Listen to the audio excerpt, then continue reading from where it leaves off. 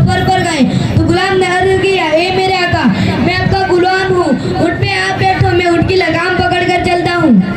हजरत फारूक आजम ने कहा कि मैं मानता हूँ तू मेरा गुलाम है, लेकिन तू भी तो इंसान है, तुझे भी तो राव तो तबलीग होती है ना, लिहाजा इंसाफ यही है कि कभी ऊँट पे तुम बैठो तो कभी ऊँट पे मैं बैठूं, कभी मैं पैदल चलूं तो कभी तुम पैदल चलो।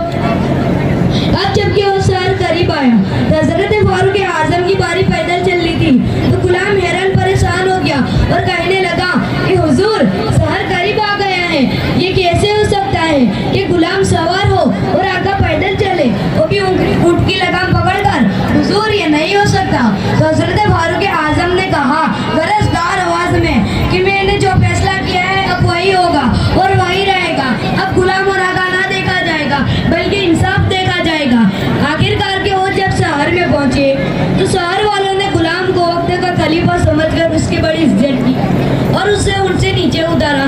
तो गुलाम चिल्ला कर बोला, ए लोगों, खलीफा मैं नहीं हूँ बल्कि खलीफा ये है जो उनकी लगाम पकड़े खड़े हुए हैं। गुलाम ने सारा वाक्या भी सुनाया। सब सुनकर ताज्जुब में पड़ गए और हजरत फारूक आजम का इंसाफ देखकर सब हैरान रह गए। देखा मुसलमानों, जो